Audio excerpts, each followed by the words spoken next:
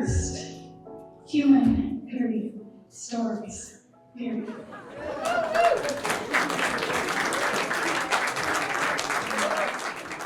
So people here know me really well, and they know, like, birthdays. Oh, that's my jam. And I have sort of a history of planning things for my birthday and people not showing up. So I'm so glad to see y'all. Like y'all showing up and stuff. Thank you. Also, the framework that this is based around, human, is a framework that I teach. It's a framework that I coach people through. It's an acronym because I love the acronym. So human stands for honest, urgent, meaningful, accountable, and nuanced. And every story that you hear tonight will be anchored in that framework. I knew when I decided to do this that I didn't want to do it by myself. And so I invited my friends. There's a lot of people in my life who I know, and there's some people who know me. And then there are people who I know and I don't mind being around. And then there are people who I know and I don't mind being around and I don't mind spending some extra time with. And then there are my friends. And these people who are with us tonight are my friends. You will hear from 5 storytellers, including me, in this order. Ella Russell, who, of this group, I think I have known the least amount of time. No, that's not true. That's not true. That's not true. I'm lying. You'll hear from Ella Russell, who, if you are from Houston or if you've been in Houston for any good time, and you know Crumville, yes, whoop, whoop, whoop. We have fans of the Cookie Lady in the building. Ella Russell is the neighborhood Cookie Lady. And then you will hear from Alexis Grace, storyteller extraordinaire. I mean, that's her for real business, is telling stories. And then Tiara Abu. Yeah! Yeah! Go ahead, Dexter. Cheer for Alexis. That's my sister! That's so, Tiara. That's my sister too, y'all. She's also my Sarah. Oh, yes, come through. Deltas. Okay. And then you will hear from Andrea M. Mosley. The beautiful and talented Andrea M. Mosley. And then you'll hear from me. Yeah! Yeah! Because I'm your sister too! That's right. And I'm not going to come back between the people and tell you that the people are coming. Please just pay attention because the people are coming. Yes? Yes. Okay.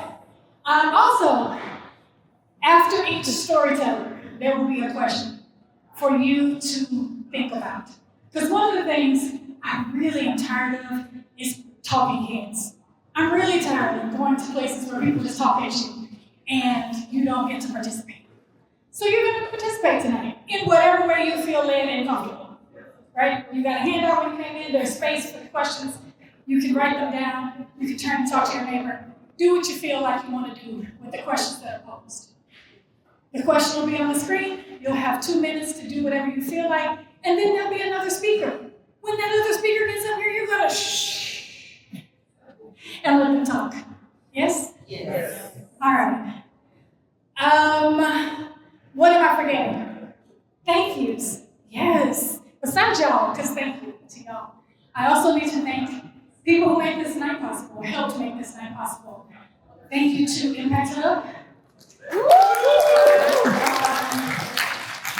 I'm a peripheral part of that team these days, and it's because of them that we are in this space.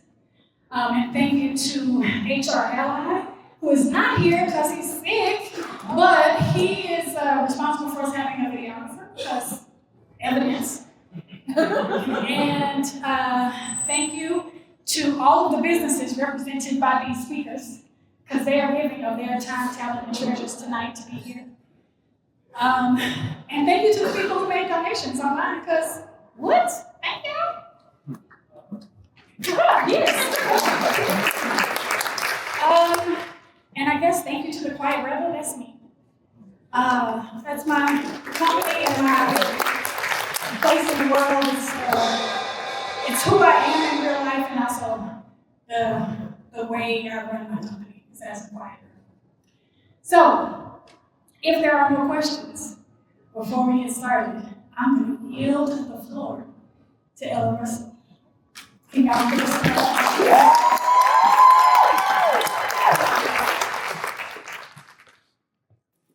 Dang, I didn't look back. That's a lot of y'all here. As she said, I'm Ella Russell. When my sons were 3 and 8 years old, they signed up to bring treats to school for a holiday party. I was going through a financial hardship. My house was being foreclosed, and I'd just gone through a breakup. So I reached out to my youngest son's dad, and I asked if he would be willing to contribute $20 for me to buy the treats that they signed up for. And his response was, nah, you got it. But I didn't have it. But I did have flour, butter, sugar, and eggs. So I scraped up change, I went and bought chocolate chips, and I made them both batches of chocolate chip cookies, and I sent them to school with them. The leftovers I took with me to work, which at the time was South Christian Bell. My coworkers loved them, and they started asking me to make them for potlucks, holiday parties, and office events. So I did. But after several months of making chocolate chip cookies, I got bored, and I started experimenting with other different flavors. But I don't have the metabolism to eat cookies just because I bake them. So I started giving them away. I would call friends over when I baked cookies and have them to take the cookies. But after a while, they got tired of coming over. So I started giving away at the grocery store, at the post office, wherever I went. I gave them away particularly to one of my friends, Russell Guest, because he was the only one that would be up late when I was baking because he was a producer. And he would say, bruh, these cookies are good. You need to stop giving them away and you need to make it a business. I was like, I got a full-time corporate job. I have kids. I can't really make it a business. He was like, no, bruh, you need to make this a business. So this went on and on for 3 years. So in 2007, I decided to make it a business. 2008, I got on Facebook. So people back home found out that I had a business, and they would say, whenever you come to visit your mom in Galveston, can you bring cookies to us? So I was like, sure. Just message me what you want, make sure you have my money when I get there, and everything will be good. So I went from just having treats locally to friends and families in Houston to people back home. Well, in 2010, I said that already, when I got on Facebook, my friends back home found out about them. Anyway, I sold them in 2010. Russell convinced me to get on Twitter. I did not want to get on Twitter. I felt like it was another thing to do. But I did. And the first person that I followed on Twitter was my favorite rapper, J. Cole. And I followed his fan club. About a few weeks after I was on Twitter, I saw a post saying that J. Cole was going to be in Houston. I got extremely excited. I was like, oh my God, I'm going to get to see my favorite rapper in concert. However, I looked at the date and I realized it was the same date as a date that I'd already planned a birthday party for my oldest son. The party was going to be on Saturday. The concert was going to be on Saturday. 2 days in a weekend, he should not mind me changing the party from Saturday to Sunday, right? If y'all know my son, DJ, wrong. I said, hey, J. Cole has a concert on Saturday. How would you feel if I changed the party from Saturday to Sunday? He said, actually, I would feel a way if you chose to go to this concert as opposed to taking me to this skate party with my friends that we already planned. So I was like, dang, gotta miss this concert. Anyway, I missed the concert. I get up the next day. I'm on Twitter. I'm looking at all the people talk about how great the concert was, and I feel left out. I'm sad. I was like, these damn kids. Then I see on Twitter, who wants to see J. Cole for free in Austin? Posted by J. Cole's fan club. I was like, shoot, me, I want to see J. Cole in concert. I wanted to see him last night. She said, follow this person, tweet this person, post this person for a chance to win the tickets. Of course, I did all of the things. It's Sunday. Me and the kids are getting ready for church. We pull up to the church. My phone rings. It's an unavailable number. I answer the phone. Hello? The caller says, this is Basic Karma from J. Cole's fan club. It says Eat Delicious Treats from Twitter. I instantly started screaming, oh my God, yes, this is me. She hadn't even said nothing. She didn't say you won, she didn't say nothing. But I'm like going crazy because why else would she be calling me from J. Cole fan club if I didn't win the tickets? So anyway, she said, you won the tickets, it's one ticket, and I have to give your number to the girl who has the ticket. Her name is Desiree, she'll call you. Great. Desiree calls me, she said, what's your address? I'm on my way to get you. And I said, whoa, wait a minute. First of all, I don't know you. Second of all, I have kids. And third of all, I'm about to go in church. And my mom said, if you leave church before the benediction, you're going to miss your blessing. So I was like, I cannot leave right now. I said, if I drive myself to the concert, will I still get the tickets? So she was like, yeah, sure, you can still come. So mind y'all guys, my son's birthday is the 22nd. J. Cole's birthday is January 28th. So I said, oh my God, I won these tickets. I'm making these cookies. I'm making J. Cole some cookies. So I go home, I make chocolate chip pecan cookies, and I said, oh shoot, what if he got allergies? So I had to make another batch of cookies that did not include nuts. I called my friend John, said, hey, can you ride with me to Austin? I won these tickets to J. Cole, and I don't want to drive by myself. He's like, fine, I'll drive with you. He comes with me. We go to Austin. The whole way we're on the way down there, we're like, oh my God, what if we get here and this girl don't have our ticket? What if she gave the ticket away? We get there. She's at the bar next to the club. We hang out. We have a good time. We go to the concert. It's amazing. Before I go to the concert, I said, oh shoot, Desiree, I forgot I made cookies for J. Cole. How am I going to get the cookies to J. Cole? So she said, oh, I know the promoter. Let me introduce you to him. She introduces me to the promoter. He said, I'm driving him around. You can just put the cookies in my truck. Great. That's fantastic. Put the cookies in his truck. We're on the way home. I decide to tweet because I want to know, did J. Cole get the cookies? Because I didn't make them for you. I made them for J. Cole. So I tweet at Sasha Stone, thank you so much for taking these cookies to give them to J. Cole. I hope you gave them to him. Crickets. I tweet again. Sasha Stone, thank you so much for the concert. It was really dope. I had a good time. I hope you gave the cookies to J. Cole. Crickets. Like, I know this boy ain't gonna fight with me and not get this man these cookies. So I was like, one more time. I tweet both of them. Sasha Stone and J. Cole. Hey, J. Cole, I hope you got these cookies that Sasha Stone got from me to give to you for your birthday. So Sasha replies, yes, I got the cookies. I gave them to J. Cole. He's enjoying them right now. I was like, that's cute. And I really need proof. I need at J. Cole to say that he got the cookies. Drum roll, please. J. Cole tweeted, Eat Delicious. Thank you for the cookies. I'm in my hotel enjoying them. I pass out. I was like, oh my God, I cannot believe that he got these cookies, and he tweeted me. Anyway, back in the day, y'all know how Twitter was. All these people started following me. And so what I did was I started following the promoter, and whenever he did concerts all around Houston, Austin, San Antonio, and Dallas, I would show up to these concerts with these cookies in my backpack, and I would sell them in the audience. So the promoter reached out to me and he said, hey, listen, he said, everybody's ranting and raving about these cookies. How would you feel if I traded you cookies from my green room for tickets to any show in Houston, Austin, San Antonio, and Dallas? It would be like, you're just on tour with me. I was like, say Liz, I'm here.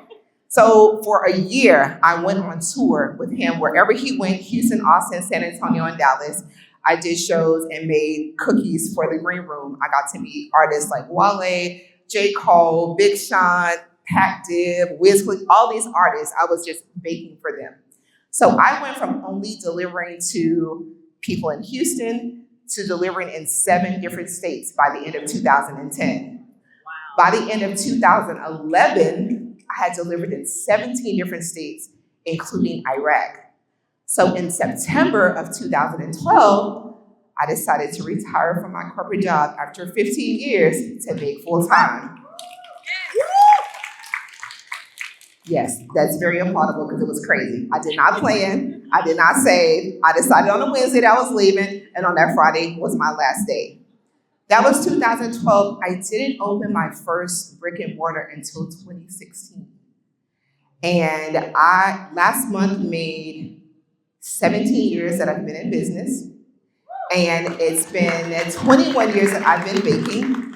And over that time, I've been recognized by New York Times. I've been on MTV blogs. I've been on Yelp's top 100 places to eat in the US. I've been on Yelp's Houston top 50 places to eat. And none of that would have been possible had my baby daddy given me that $20. Now, I was mad as hell when he didn't give me that $20. But I realized that I already had what I needed. And what I discovered was, you will think somebody did you wrong, and God will reveal they did you a favor. Yes. Thank you.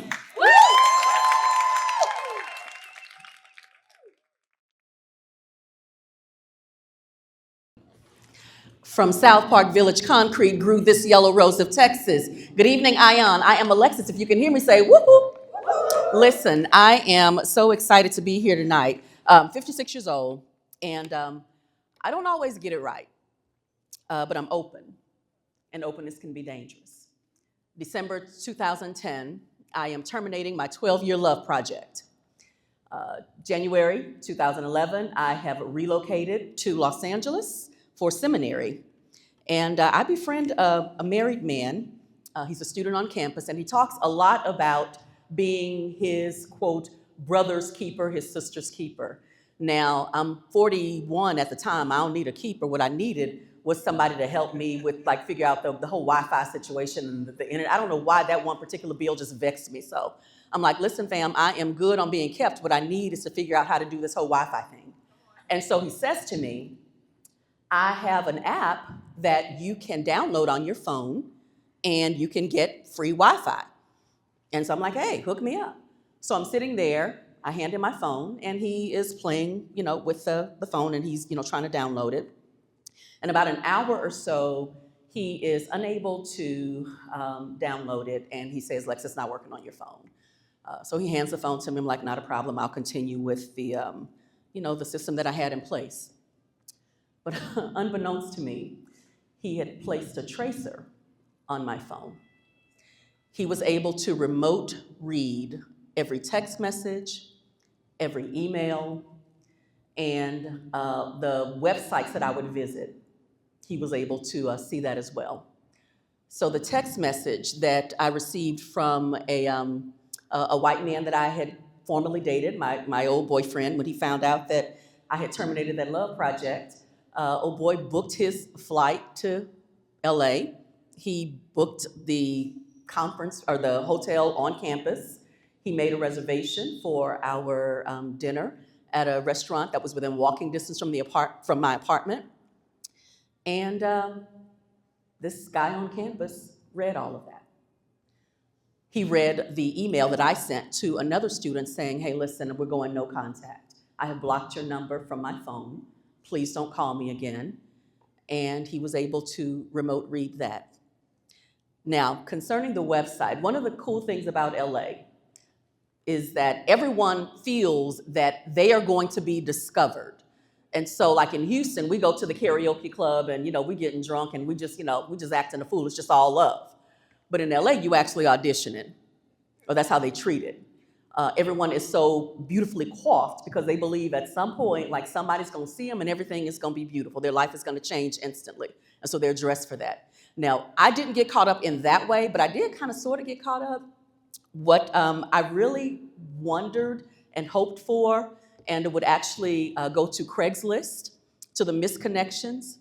I really wanted somebody to send me a Craigslist love note where they said, beautiful black woman with them eyebrows on fleek. We saw you on Sunset Boulevard, and we just needed to let you know that we saw you and we love what we saw. I never got that love note, but I would actively search the Craigslist misconnection section in search of that love note. It never happened. But then I would scurry over to the men looking for women section. I'm newly single, and I really enjoyed reading those posts that men would put on in Craigslist, and the occasional naked picture, pretty pictures of these faceless naked men. I'd scroll through and smile. I wouldn't contact anybody, and when I was done scrolling, I'd shut it down, keep it moving. And the seminary friend saw all of that. November 2012, my niece Kayla dies. And after returning to LA from the funeral in Houston, I'm heartbroken, but I'm pressing my way through. He comes over to my apartment. Like a lot of people were checking on me. Everyone was really concerned, trying to make sure that I was okay. Now I'm thinking that that's why he's at my apartment, to see if all is well with me in this grieving stage. But that's not why. He says to me, my wife and I are separating, and I want to know if there is a chance between me and you. And I said, no. No other information, no softening the response. Them 2 letters, they formed a complete sentence. No. I woke up the next morning to a scathing message. First sentence, Kayla is dead. Second sentence, the first person you called when she died was me. I blocked him immediately, but oddly, he was still there. And I discovered that he was still there in a text thread that I was having with my now ex-husband, who was also concerned about me being alone for the holidays, and he's making plans to travel to Los Angeles to spend Christmas with me. And so we're texting back and forth. He's giving me the information. I fly in on this time, and I just want you to come pick me up, or whatever. So we're making these plans and solidifying that. And then he asked me how was my life in seminary in Los Angeles. And I was like, LA is cool. Seminary is wild. I'll fill you in when you arrive. And then suddenly I get this random text message from a number that I don't recognize. And it says, you should tell your ex-husband of all the things you said about him. And immediately I knew that he was reading my messages in real time. I call the police, I call campus security, and both of them have the same response. We can do nothing about it. So what did I do? I threw that fucking phone away. And I got me a new number and a new phone and a new number, and I'm like, we're gonna keep it going, keep it moving. Now, because I live on campus and safety and security protocol requires that you list your phone number in the directory in case there's anything, that comes up campus-wide and we need to move in a particular way. So I have to post my new number, but I immediately block his phone, and I'm thinking that everything is good. But one night, I wake up to text messages going off, just one after the other, ding, ding, ding, ding, just repeatedly going off, and I'm like, what's going on? And so I open the first text message, and it is a picture of a faceless, naked white man. I open the next message, another ping. Next message, same thing. Over the next hour, I received 482 text messages of naked white men. All of them, but naked. And early on, I was replying to each one of the messages, hey, y'all got the wrong number. I don't know what's going on. And then I get a message from one of them, and he snapshots the source of this experience. It's a post on Craigslist. The picture on the Craigslist post was of the naked backside of a black woman, and the message reads, "This is my bitch. She loves white dick. Text her a picture, and she might hook up with you." I did not know that any human with my phone number or who had close proximity to me could be that debased. But here's what I do know, and that experience was a milestone marker in my awareness. 482 white men sent me pictures of their peen. I sent them a message saying that they were part of a ruse set up by a man that I was not interested in. And then I received 482 heartfelt apologies. Now, some of you might feel that what they were doing was really covering their tracks. I mean, I got 482 new phone numbers and pics of their naked truth. But a few weeks ago, I read an article about a man who flew to the farthest point on earth from his home. And he made a commitment to walk back, and he thought it was only gonna take a few years, but it's actually been 27. And he still has like another year's worth of travel before he's home. And he said that he has learned from this 27-year journey that 99.3% of the people on earth are good people. Whose report will you believe? You see, the people who publish reports about the worst in our cities and in our countries say that we should be afraid of each other. But fearful people can be more easily controlled. What do they gain? What do they gain by our fearing each other? So 56 years in, I don't always get it right, but I'm open because I believe in goodness. I forgave that guy from seminary. I'm grateful to him actually for a lot of things. You see, his foolishness gave me a window into what it looks like to have 100% of wrongdoers seek to make it right with me immediately.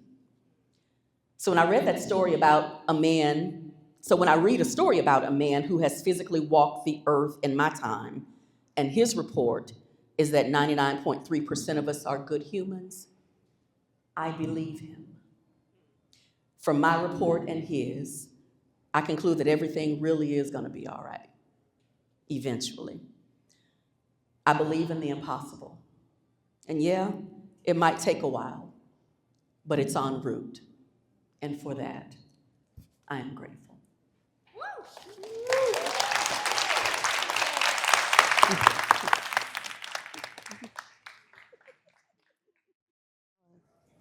Is this thing on? It's on. Oh, it's time for me to sing. No, I can't. That's not what y'all here for. Which leads me into what happened on August 15th, 1981. That's 43 years ago for everybody who's trying to do the math in their head. The best thing that could have possibly happened to the world did. Tierra Monche Hunter was born. And from that day, I knew I was amazing. Like, I think I came out of the womb knowing I was awesome. Before I knew what awesome was, I just knew it already. And then I grew up and it was reinforced to me over and over and over. My mother told me, my sister told me, my aunts told me, teachers told me. And in between that, many, many people told me that I wasn't. But I had been told so often that I was, I believed none of that. And because I had already grown up, like I just was born with it already, it was like, what are you even talking about? Are you experiencing me? Like, this is unreal what you're saying. And the other thing that's true is that growing up, when everybody was telling me that I was awesome, they always also were telling me how much I needed to work. And they told me how hard I needed to work. And they told me how great I needed to be to other people. And they told me that every day I need to pray and believe that God will hear me and will answer that prayer. The other thing that I was taught from the very day that I can, the very first day I can remember, is that everybody matters, everybody's important, everybody deserves your kindness, and everybody deserves to be seen, heard, and believed in. And as I grew up, I learned that it didn't matter what color you were. It didn't matter if you were really, really light or really, really dark. It didn't matter if you spoke English, Spanish, French, Malaysian, any other language. It didn't matter. And I grew up in a family that I endearingly call the United Nations. So it was reinforced to me that everybody mattered because some of my family identified as white and some of them identified as white Cuban and some of them identified as black and Cuban and black and white. And we went to a church at some point where the pastor was like a traditional Southern Baptist, preach all day with no framework. We still here at 2 and we got to stay again for dinner. Like it was a lot. But I also attended a church led by an East Asian pastor who was very meticulous about the passage that he was going to preach from and the takeaways that you were going to get as a result. But then I also went to a majority white church led by a white pastor, a pastor who identified as white. And in that church, we didn't sing gospel music, we sang Christian music. There wasn't a lot of clapping like we used to clap at the Southern Baptist, but it was still clapping. And we ate Southern fried chicken, and we also ate ambrosia salad. And we ate tiki masala, and we also ate shrimp fried rice. We ate everything and lived everything and felt like every one of the shades of our skin were important and beautiful and mattered. And then I went to college. And so I walked onto my college campus. I don't know, I have this. I walked onto my college campus and I was shook because somebody came to me and said, "Hey, Tiara, you have to join the Association for Black Collegians." And I was like, why? And why is it just for Black people? And they were like, because all Black people here have to join the Association for Black Collegians. And I was like, first off, you don't tell me what to do. But it also felt very segregating to me. And so I asked, why do we have to have our own? Like, I'm literally already as a freshman the president of a couple of organizations with a whole bunch of different people. So why do we have to have that one just specifically for us? And I was very curious. And she said, because they don't give us what we need here. But y'all, I was feeling like I was getting what I needed there. And I felt like I was succeeding. So I didn't understand. And then I went to class, and I was often the only Black girl in class, the only dark-skinned, Black identifying girl in the class. And then people started being interested in my hair, and they wanted to touch it. And like, even before we wasn't letting people touch their hair, Tiara was not letting anyone touch her hair. Please don't touch my hair. Actually, like my auntie did this. And then I started being called names. And then for the very first time, I was called a Black, B-I-T-C-H, with an emphasis on the Black. And in my face, it signaled to me that it wasn't just because I was a B-I-T-C-H, because I probably was being one. My husband's back there, he went to college, he already know. I wasn't that nice. But I knew from that interaction, he meant it because I was Black, not because of anything else. So I went 4 years of college feeling uncomfortable about being Black for the first time and not really understanding why everybody else's experiences were so much different from mine. And I mean, like, I had read Black history, I studied Black history, and I knew Black women and men who were amazing, and I felt close and connected, but I never felt oppressed until I went to the University of Tulsa. And then time went by, and I was the youngest principal in HISD, the year that I became a principal, of over 300 principals. And I was like, I'm out here. I'm doing the things. I'm making it happen. I was feeling really good. And then I got an opportunity to open a school in a neighborhood that I got to choose in St. Louis, Missouri. So I opened the first elementary school for KIPP public schools in the state of Missouri. And I was like, the girl is out here. But when I got that opportunity, I got a call to show up to leadership development. And then when I showed up for leadership development in Chicago, on the campus of U Chicago, every single day, somebody told me that I was a Black woman. Every single day. Like, that's Tiara Boo. She's one of our Black women's school leaders. That's Tierra Boo. She's one of our Black founders in the city of Houston, the city of St. Louis. And I was like, what the hell is happening? Why is that so important to you? And then for a full day, a room full of people that had zero melanin in their skins taught me what it meant to be Black. We had slideshow presentations about what it meant to be Black. And it meant that you were downtrodden. You were oppressed. You didn't have enough. You weren't enough. You felt bad about yourself. You were trying to fight your way from the bottom. It meant that you were supposed to walk into rooms and already know nobody wanted you there. But y'all, I never felt like that. So I couldn't understand why everybody kept saying it to me. And I had a person come to me. She was a wonderful woman during what we call Black coffee conversations. And she said to me, as a Black woman, I need to say something to you really important. She pulled me into a corridor of the university, of U Chicago, and she sat me down, and she had a real serious look on her face. And here I am thinking, sis about to pump me up, because I haven't really got a chance to talk to a lot of Black people. So we're about to mess around. No. She told me in my face, you do know you have permission to just be yourself. I'm really concerned because you don't actually act like a Black woman. And so I said, well, what am I supposed to be doing? And she said, you don't have to talk like you talk. You don't have to be so performative. Like when you get up there, you don't have to always stand up straight and do all of that. You're doing too much. And then she told me it doesn't feel authentic to who you are as a Black woman. And I was like, wait up, what in the, okay. All right, now, if you know me, you know I cried already. So my sister knows, she knows I cried. I was like, first off, what is wrong with her?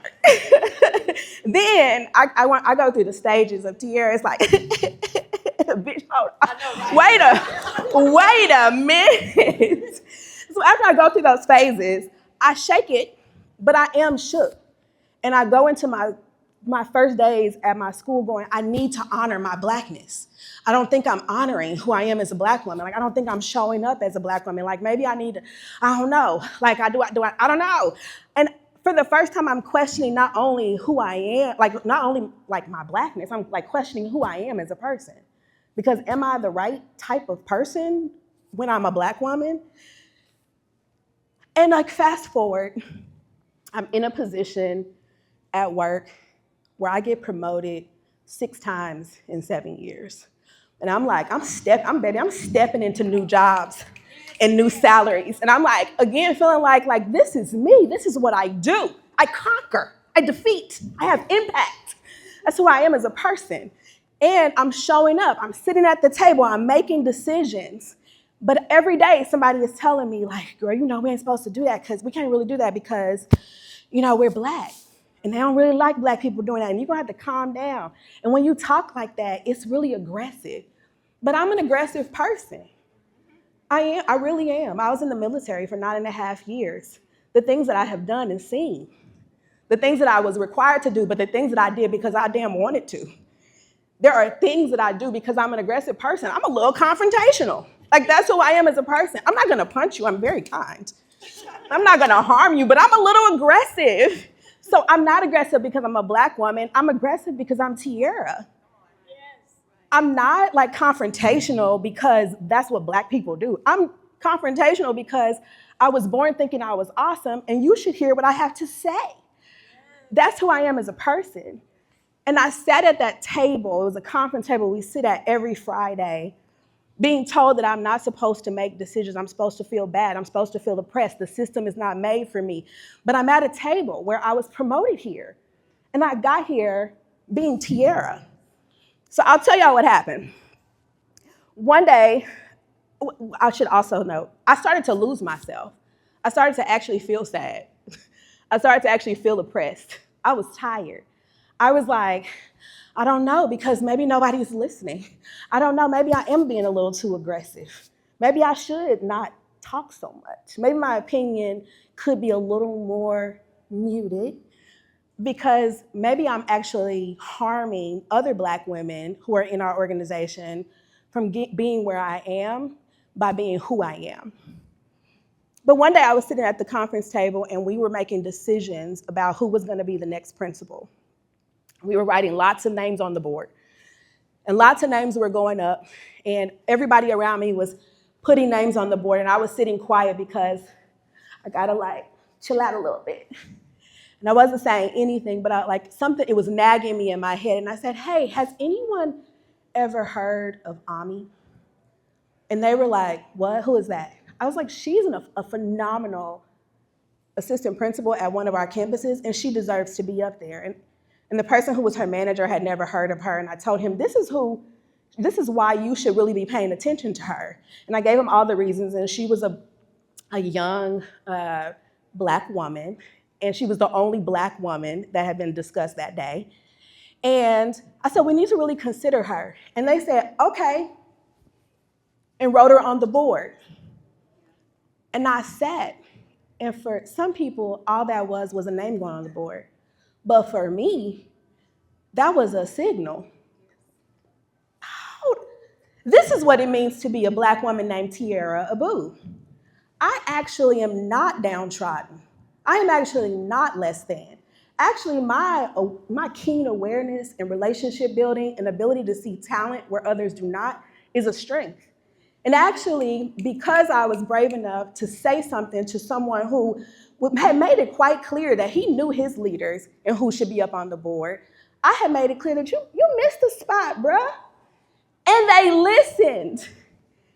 And so I started to think, well, maybe being a Black woman is not about segregating yourself. And maybe it's not about trying not to be so aggressive or to be so confident or to be so loud or to be a little in the meeting, because that's what we do. Maybe that's not what it is. Maybe, just maybe it's about being who you are. Just maybe it's about you as a person. And so I decided with this newfound, okay, I can get names on the board, honey. I decided that I shouldn't be the only Black woman sitting at the table anymore. And I got to go tell my friends, hey, y'all belong here too. And actually just being who you are, you can come here. And then I learned I can get you here. And so I started making sure more names went on the board. And it didn't have to be just Black women. It just had to be the people nobody was paying attention to because the system was set up to not pay attention to them.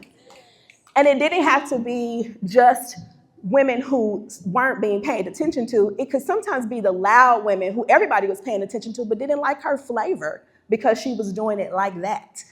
And so I started talking more, not just for me, but for her.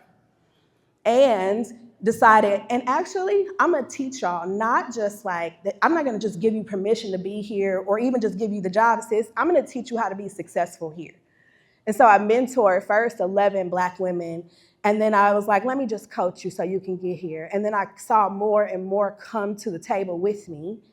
And I decided to make sure they knew you're not here because you're a Black woman. That ain't why I got you here. You're here because nobody was paying attention to you. And yes, the system was set up so that they didn't get you here. But you belong here, not because you're a Black woman, because you are you. Phenomenal. You are brilliant. You are intelligent. You are thoughtful. You are precise and keen. You have such unique ideas that we need to hear them. And I made it my personal responsibility to make sure that people knew that being a Black woman is not about being harmed.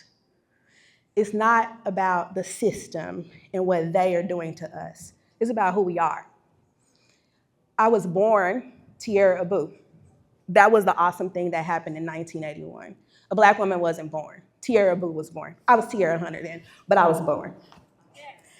So this is what I need you to know about me, that I actually lead an organization where most of the women that are in our organization are Black women. So here's the thing. If you hear me talking about my Blackness, it's because it's a signal, not a symptom. I am signaling brilliance. I am signaling strength. I'm signaling a culture that I feel very, very, very connected to.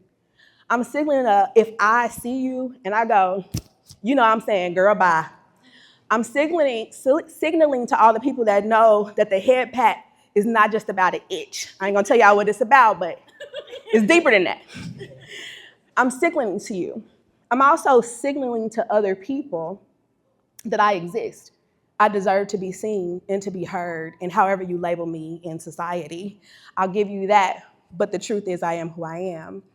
But I also have to help you understand that it's not because I am downtrodden or oppressed.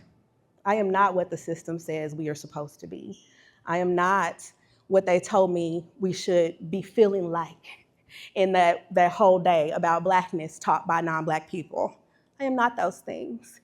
And I'll still struggle with every day how you acknowledge a culture and also say, but don't make that all I am. And I'll still struggle with looking at the Black women that I get to sit next to and being in freaking awe, and also wanting to know more about you, and hopefully I'm not just connected to you because we are Black women. And I appreciate everyone who looks at people and just first sees the person. And then whatever other things you learn about them, use that to determine your connection. But I'm not just a Black woman, and you're not just a white woman. We are who we are every day. Every day.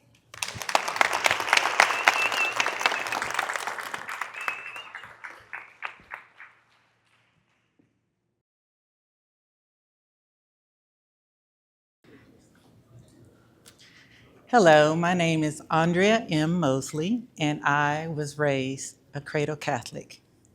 I was baptized as an infant at St. Peter Claver Church.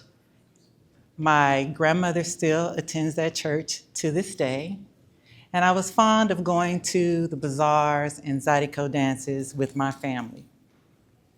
At the age of 7, my mother enrolled my brother and I into Our Mother of Mercy in 5th Ward. At the age of 7, in the Catholic Church, you are able to be confirmed in your faith. 7 is an important age because at that time, you are now responsible for your relationship with God instead of your parents. I love going to Mass, seeing the stained glass windows, the smell of frankincense, and over in the alcove, Mother Mary. But little did I realize, like Mary, at the age of 14, I would conceive a child. I remember laying in my bed night after night in the darkness with tears in my eyes saying, God, please take this away from me. Don't make me do this. Don't make me go through this. And as the days passed and the nights went on, I continued to ask the question, God, please don't make me do this. Don't make my mother, who is a widow, be considered a statistic, a single mom that's not able to raise her daughter properly. Don't make my younger brother have to defend my honor because of the choice that I made. And don't let the disgrace, my grandparents be disgraced or feel the shame for my choices. And every night, as I lay asking that question, I never heard an answer. One night, I decided to ask a different question. I said, what do you want me to do? And I heard, give the baby up for adoption. And in my mind and in my body, I screamed, what? Because that meant I was going to have to walk through this journey of delivering a child, and everyone would see. My mom would be judged, my brother, myself, my family.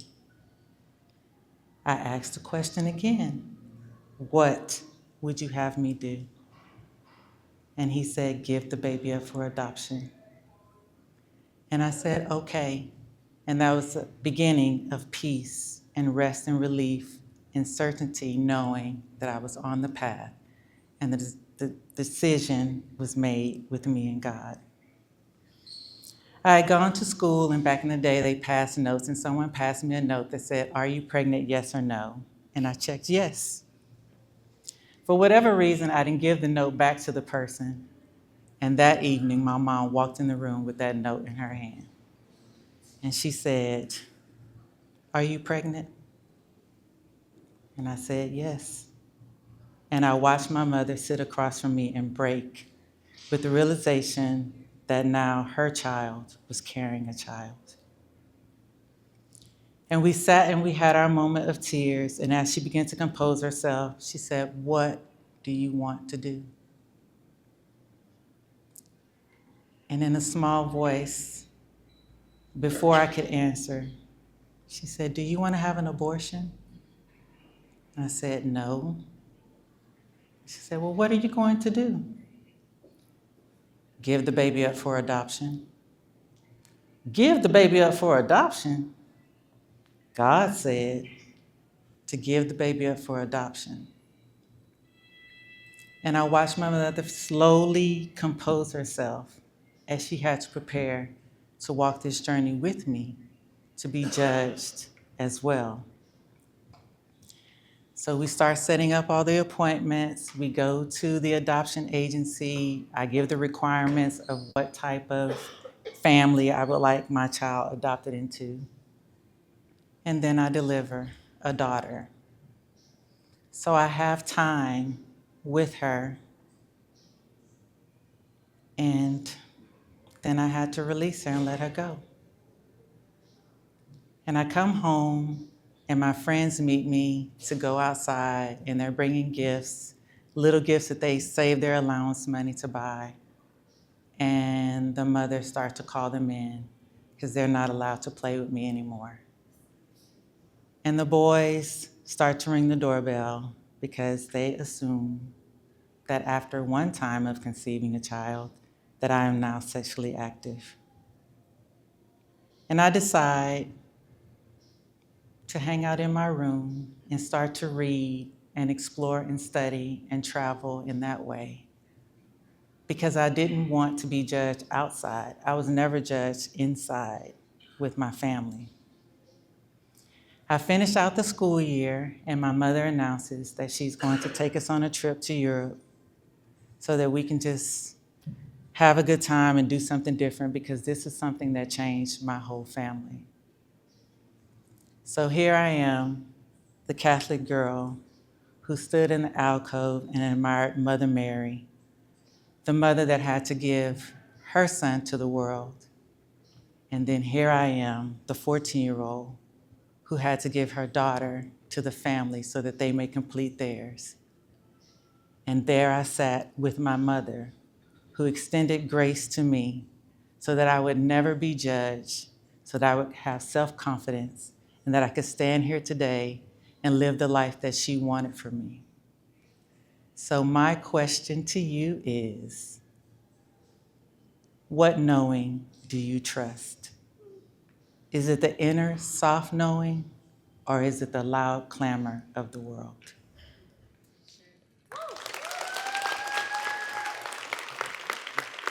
You made it, Tracy. Happy birthday to you.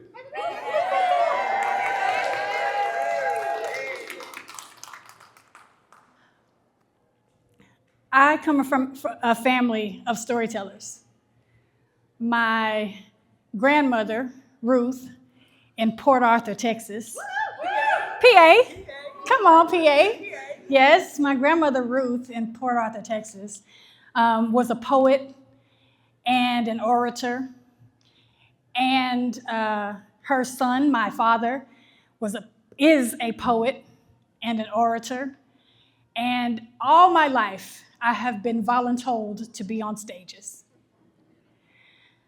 That is why, just for no reason at all, things are in my head like If by Rudyard Kipling. If you can keep your head when all about you are losing theirs and blaming it on you, if you can trust yourself when all men doubt you and make allowance for their doubting too. Right? Just random shit in my head. And my grandmother used to say this poem, let me live in the house by the side of the road and be a friend to man. And I live in a house by the side of the road, and I'm sort of a friend to man. So that poem just randomly creeps up on me, y'all. It's just in there for no reason. But it's my birthday, and so I'm thinking a lot about family today, right? This is my family on my shirt. It's Maddie, it's my great-grandmother, and Ruth, who I just told you about in Port Arthur, and Daisy, that's my mom's mom, and Sally, that's my mama, and me, that's my family. And the other thing that happens to me on my birthday every year is that I remember my friend Ted.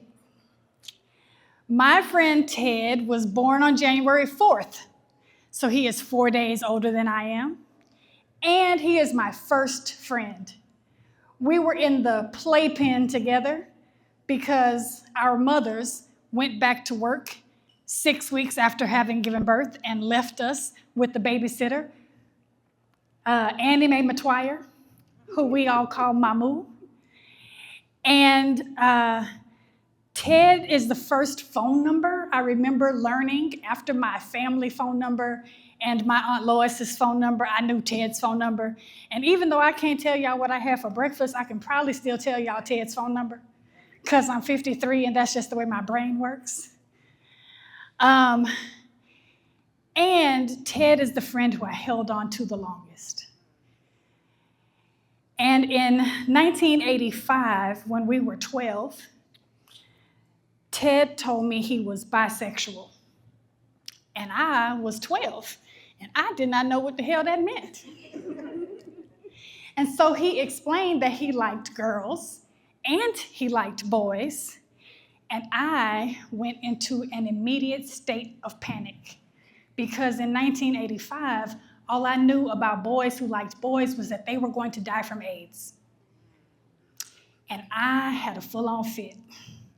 I mean, falling out, crying, snot, the whole nine, y'all. I was punching walls and tearing up shit like it was bad. And my mama, bless her heart, walked in the room and she was like, what is wrong with you? What are you doing? What is the problem? Mama, Ted said he's gay. She said, girl, we've been knowing Ted was gay since he was 4. Calm down. And I said, but he's going to get AIDS and he's going to die. And she said, girl, calm down. Like, just because he's gay, that doesn't mean he's going to have AIDS. And just because if he does get AIDS, it doesn't mean he's going to die. Just calm down already.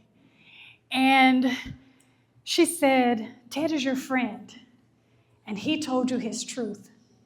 And you owe him the honor and respect to listen.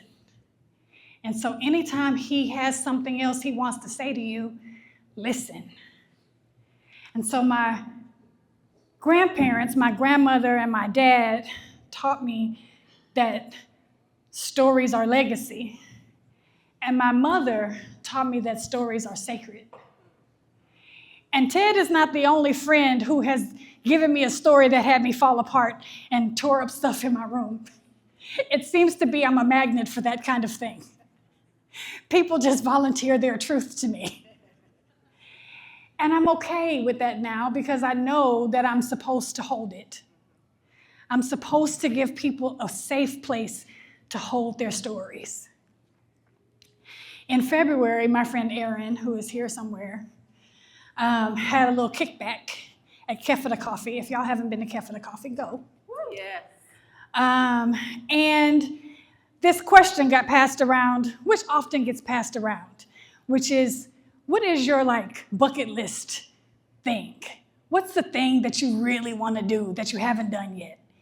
And my cookie cutter answer always is, I want to do a TED Talk. I think I belong on a TED stage. I would like to do a TED Talk. please invite me to a TED Talk. That is my, that is my standard answer every time somebody asks me, what would I like to do that I haven't done yet? And then, without thinking, I said, who the fuck is Ted? And why am I so excited about being on the TED stage? Why does he get to corner the market on stories? And I said it as a joke, right? I really wasn't taking myself seriously, but I saw the light come on in other people's faces. Like, yeah. Wow, who the fuck is Ted anyway? And yeah, like we should like take the stage back. Yes. And so then I started having this like little silent party with myself, and I was like, ooh, I could have a Tracy talk. And I can get some big letters and put them on the stage that say TJ, right?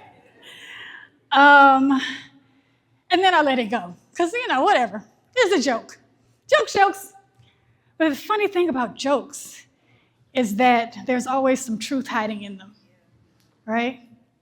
So fast forward a few months, and I'm sitting down with some other friends, and the topic comes up again, like, what's your big, hairy, audacious goal? I want to be on a TED Talk stage. That's my hairy, audacious goal. And then I was like, you know what? Actually, I'm lying.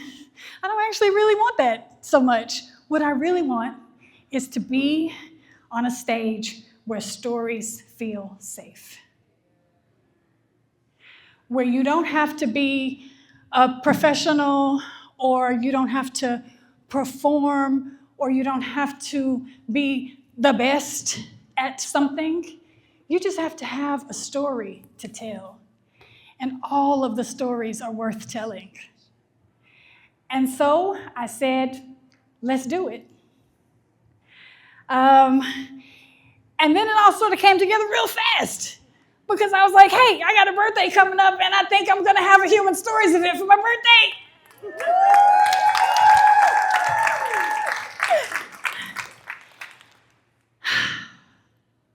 And here we are, y'all. Thank you for being witness to this dream. Thank you for being part of my big, hairy, audacious goal. Thank you for making space for stories that matter, because all the stories matter. Your stories matter to me, and I hope that they matter to each other.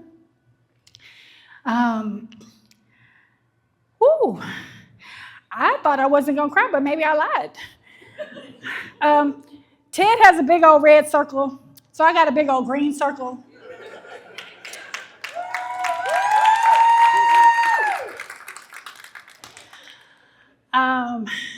And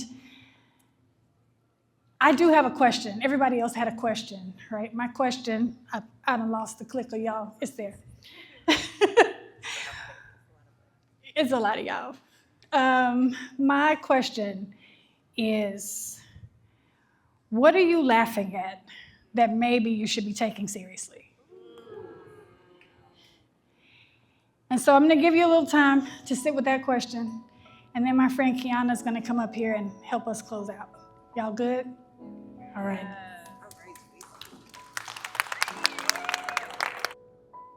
How courageous and brave to be the inaugural. Yes? Yeah. Okay, so we have some time. You have some questions that you processed over the course of the evening, yes? Yes? Okay. We're gonna do this as a community. If you're open, are you open to a time of sharing, okay. Tracy has some microphones.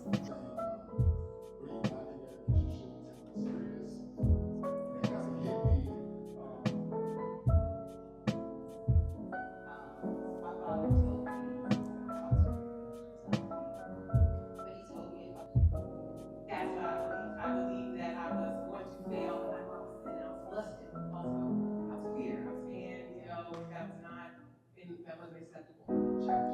So I trust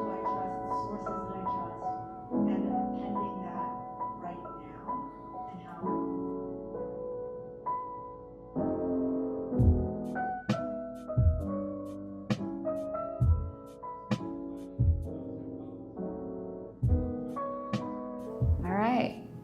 All right.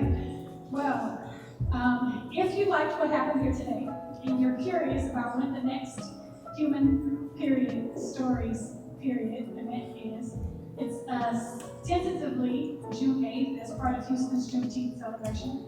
And so there's a QR code there if you would like to be in the know. I'm happy to share the information with you as it evolves. That includes if you would like to be a storyteller or a volunteer or a sponsor. Okay, you know we can't have a birthday celebration without a little singing. Okay? I'm gonna sing. So we'll do the nice and slow, and then we'll wrap it up with, you know, how we do our birthdays, okay? All right, ready on 3. 1 and a 2 and a 3. Happy birthday to you. Happy birthday to you. Happy birthday, dear Tracy. Happy birthday to you. Now don't hang out here long. Y'all ready for the second one? 5, 6, 7, 8.